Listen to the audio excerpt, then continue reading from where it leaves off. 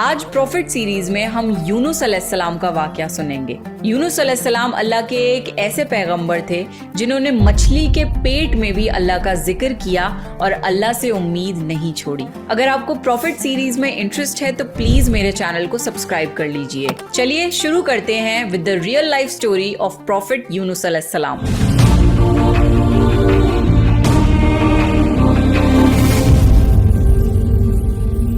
یونس علیہ السلام کا واقعہ اللہ نے قرآن میں بیان کیا ہے۔ یونس علیہ السلام ایک بہت عظیم نبی تھے اور وہ ابراہیم علیہ السلام کی نسل میں سے تھے۔ عراق میں ایک بستی تھی جس کا نام تھا نینوا۔ یہاں کے لوگ شرک اور گناہوں میں ڈوبے ہوئے تھے، تو اللہ نے حضرت یونس علیہ السلام کو نینوا کے لوگوں کی طرف رسول بنا کر بھیجا۔ اللہ نے قرآن میں فرمایا، اور ہم نے انہیں 1,00,000 بلکہ اس سے بھی زیادہ لوگوں کی طرف بھیجا۔ نینوا کی بستی میں تقریباً 1,20,000 لوگ تھے اور وہ سب کے سب کفر پر تھے۔ یونس علیہ السلام انہیں سالوں تک دعوت دیتے رہے مگر وہ اپنی گمراہی پر ہی قائم رہے۔ جب ان لوگوں نے یونس علیہ السلام پر ظلم کرنا شروع کر دیا، انہیں دھمکیاں دینے لگے، تو آپ نے انہیں اللہ کے عذاب سے متعلق آگاہ کر دیا۔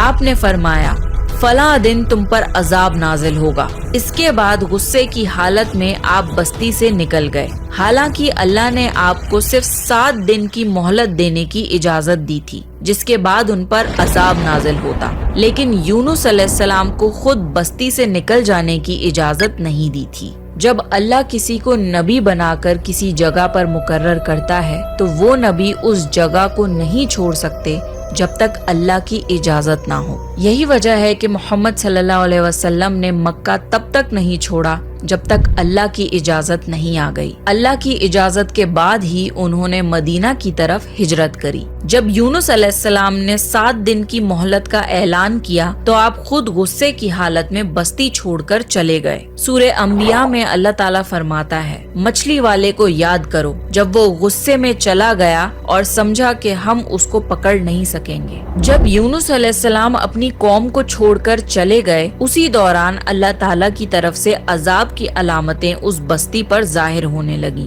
ایک بڑا سا کالا بادل ان کی طرف بڑھنے لگا۔ اس بادل میں آگ کے شعلے بھی نظر آنے لگے۔ ان لوگوں نے پہلے ہی دن اس بادل کو دیکھ لیا اور سمجھ گئے کہ یہ وہی عذاب ہے جس کا ذکر یونس علیہ السلام نے کیا تھا۔ وہ لوگ عاد اور سمود اور لوط علیہ السلام کی قوم کے عذاب کے بارے میں واقف تھے۔ یہ عذاب ان کی بستیوں کے آس پاس ہی آئے تھے۔ ان کے سردار اکٹھا ہوئے اور کہنے لگے، جس طرح عذاب پہلے لوگوں پر آیا ہم پر بھی آئے گا، جلدی کرو، سب توبہ کرو۔ پھر ان سب نے اختلاف ختم کر کے مانا کہ یونس علیہ السلام سچ کہہ رہے تھے۔ ان سب نے اللہ سے توبہ کی اور ایمان لے آئے، مگر یونس علیہ السلام اس وقت وہاں نہیں تھے۔ وہ تو بستی سے غصے میں نکل چکے تھے۔ ان لوگوں نے پرانے کپڑے پہنے، زمین پر نکل آئے، روئے، گڑ گڑائے اور اللہ کے حضور سجدہ کیا اور مغفرت مانگی۔ ان کے سرداروں نے سب لوگوں کو الگ الگ کر دیا، حتیٰ کہ ماں کو بیٹی سے اور باپ کو بیٹے سے جدا کر دیا۔ ہر شخص الگ الگ جگہ پر دعا اور توبہ میں مصروف ہو گیا۔ یہ عمل 3 دن تک چلتا رہا۔ ہر کوئی اپنے گناہوں کا اظہار کرتا رہا، اللہ سے معافی مانگتا رہا۔ آخر کار اللہ تعالیٰ نے ان پر رحم فرمایا اور عذاب ہٹا دیا۔ اللہ تعالیٰ سورہ یونس میں فرماتا ہے، تو ایسی بستی کیوں نہ ہوئی جو ایمان لائے اور اس کا ایمان اس کو فائدہ دیتا، سوائے یونس علیہ السلام کی قوم کے۔ جب وہ ایمان لے آئے تو ہم نے ان پر سے دنیا کے عذاب کو ٹال دیا اور ایک وقت تک انہیں زندگی کا لطف اٹھانے دیا۔ یعنی پورے قرآن میں صرف یونس علیہ السلام کی قوم ایک ایسی قوم ہے جو کہ پوری کی پوری قوم ایمان لے آئی تھی۔ باقی سارے نبیوں کی قوم میں سے کچھ نہ کچھ لوگ ایمان لانے سے انکار ضرور کرتے تھے۔ یہ ایک عظیم معجزہ تھا۔ یونس علیہ السلام کی قوم صرف عذاب کی علامت دیکھ کر ایمان لے آئی اور اللہ نے عذاب ہٹا دیا۔ یہ اللہ کی قدرت اور رحمت کا ثبوت ہے۔ اللہ جسے چاہے اسے ہدایت دیتا ہے۔ ایک ساتھ 1,20,000 لوگ ایمان لے آئے، جبکہ ان کے نبی ان کے بیچ میں موجود بھی نہیں تھے۔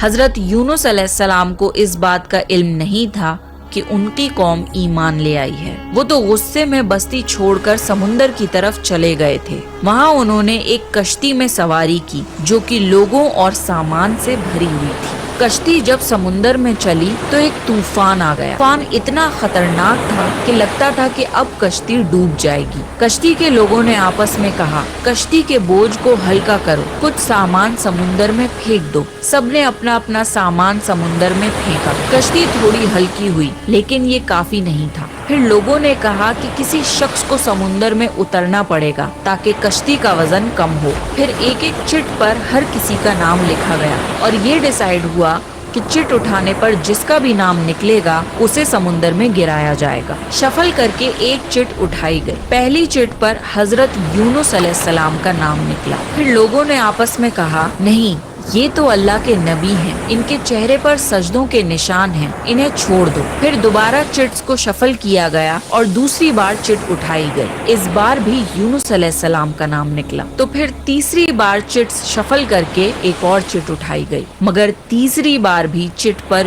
یونس علیہ السلام کا ہی نام نکلا۔ جب بار بار یونس علیہ السلام کا نام نکلتا رہا تو آخر لوگوں نے مجبوراً یونس علیہ السلام کو سمندر میں گرا دیا۔ اس وقت اللہ تعالیٰ نے ایک بڑی مچھلی یعنی ویل فش کو حکم دیا کہ یونس علیہ السلام کو نگل لے۔ تو پھر اس ویل فش نے یونس علیہ السلام کو نگل لیا، مگر اللہ تعالیٰ نے مچھلی کو یہ حکم دیا تھا کہ یونس علیہ السلام کو چوٹ نہیں لگنی چاہیے۔ مچھلی نے یونس علیہ السلام کو نقصان نہیں پہنچایا۔ یونس علیہ السلام مچھلی کے پیٹ میں چلے گئے۔ آپ کو سمجھ آ گیا کہ یہ سب اسی وجہ سے ہوا ہے کہ آپ اللہ کی اجازت کے بغیر بستی سے نکل آئے۔ یونس علیہ السلام کو بہت پچھتاوا ہوا اور انہوں نے خود پر افسوس کیا۔ یہ پہلا قدم ہوتا ہے توبہ کی طرف، جب بندہ اپنی غلطی کو ایکسپٹ کرے اور ریگریٹ کرے کہ اسے ایسا نہیں کرنا چاہیے تھا۔ حضرت یونس علیہ السلام 40 دن تک مچھلی کے پیٹ میں رہے۔ کچھ روایتوں میں آتا ہے کہ 3 دن یا 7 دن مچھلی کے پیٹ میں رہے۔ رات کا اندھیرا، سمندر کی گہرائیوں کا اندھیرا اور مچھلی کے پیٹ کا اندھیرا۔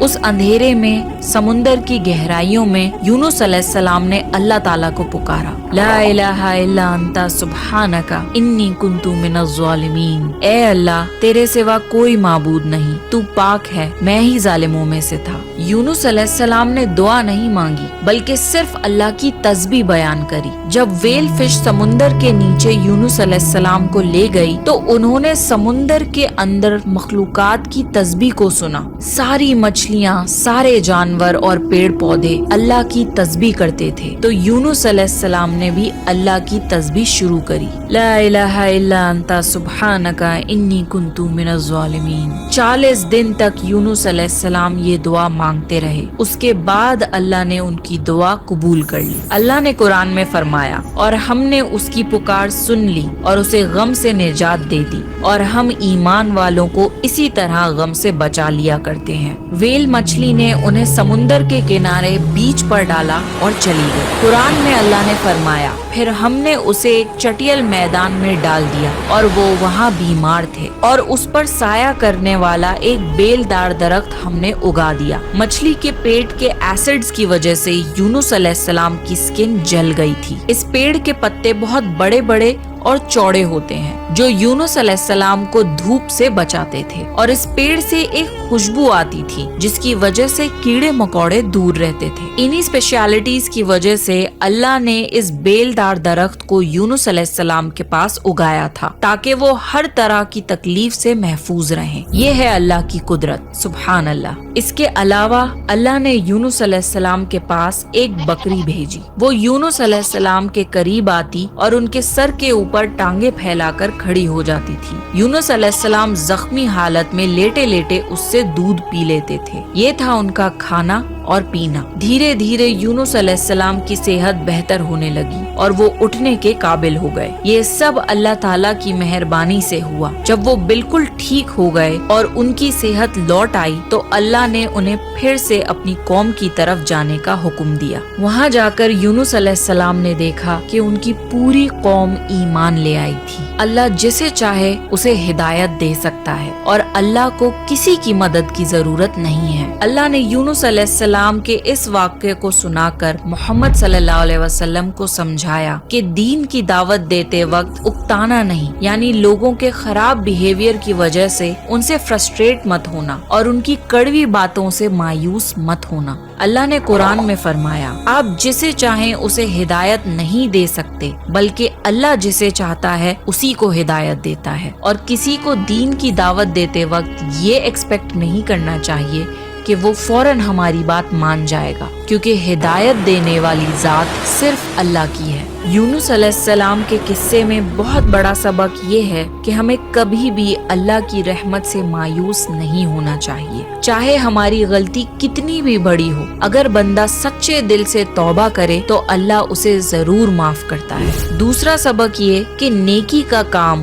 دعوت دینا یا حق کی بات کہنا کبھی چھوڑنا نہیں چاہیے، چاہے لوگ سنیں یا نہ سنیں۔ ہدایت دینا اللہ کے ہاتھ میں ہے اور ہمارا کام صرف پیغام پہنچانا ہے۔ تیسرا لیسن یہ ہے کہ غصہ اور جلد بازی انسان کو مشکل میں ڈال دیتی ہے۔ جیسے حضرت یونس علیہ السلام نے غصے میں اپنی قوم کو چھوڑ دیا، لیکن بعد میں انہیں اس جلد بازی اور غصے کا پچھتاوا ہوا۔ اور آخری سبق یہ کہ ہم چاہے کتنی بھی بڑی مصیبت میں مبتلا کیوں نہ ہوں، اللہ ہمیں اس مصیبت سے نکال سکتا ہے اور ہمارے لیے آسانیاں پیدا کر سکتا ہے۔ بھلا سوچئے، یونس علیہ السلام گہرے سمندر میں مچھلی کے پیٹ کے اندر تھے، انہوں نے وہاں سے اللہ کو پکارا اور اللہ نے ان کی پکار سنی اور انہیں اس مصیبت سے نکال بھی دیا۔ یہ ہے اللہ جو ہر چیز پر قدرت رکھتا ہے۔ اللہ کے لیے کچھ بھی ناممکن نہیں، اس لیے اپنی زندگی میں کبھی بھی نا امید نہیں ہونا چاہیے، کیونکہ اللہ آپ کو بڑی سے بڑی مصیبت سے نکال سکتا ہے۔